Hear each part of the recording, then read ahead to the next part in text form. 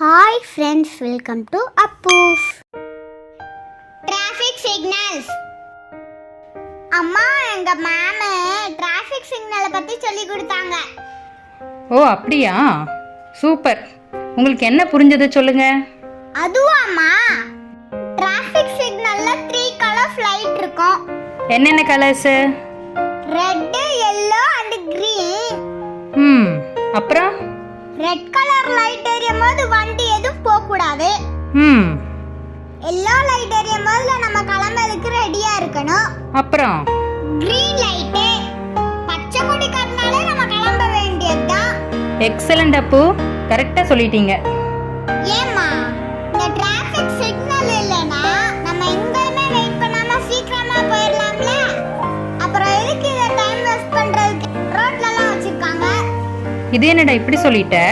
Single ரோட்ல 2 பக்கம் வண்டி போய் வந்து இருக்கும்போது பெருசா இஷ்யூஸ் வராது. 4 ரோடு ஜாயின் பண்ற இடம் பாத்திருக்கீங்களா? பாத்திருக்கேம்மா. கொஞ்சம் யோசிச்சு பாருங்க, அங்க மட்டும் சிக்னல் இல்லனா எவ்வளவு கஷ்டமா இருக்கும். அது என்னம்மா கஷ்டம்? ஒரு வண்டி வழி விட்டாதானே இன்னொரு வண்டி போக முடியும். ஆமா. நம்ம எல்லாரும் வீட்ல லேட்டா கிளம்பி சீக்கிரம் போகணும்னு நினைப்போம். அப்ப யாராச்சும் வழி விடுவாங்களா? டவுட் தான். நிறைய ஆக்சிடென்ட் நடக்கவும் சான்ஸ் இருக்கு. கரெக்டா சொன்னீங்க. இந்த மாதிரி நடக்கிற ஆக்சிடென்ட்ஸை தவிர்க்க தான் டிராஃபிக் சிக்னல் மாதிரி சிஸ்டமை நம்ம ஃபாலோ பண்றோம். சரிம்மா, எனக்கு ஒரு டவுட். ரொம்ப நேரமா ரெட் சிக்னல்ல இருந்தா நம்ம எப்படி கிளம்புறது? அப்படி எந்த லைட்டும் ரொம்ப நேரம் அப்படியே இருக்காது அப்பு.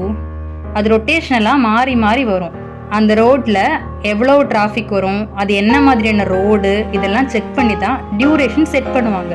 ஒரு 30 செகண்ட்ஸ்ல இருந்து 120 செகண்ட்ஸ் வரைக்கும் போகலாம். சூப்பர்மா. இப்ப சொல்லுங்க, ரெட் சிக்னல் என்ன மீன் பண்ணுது? ஸ்டாப்.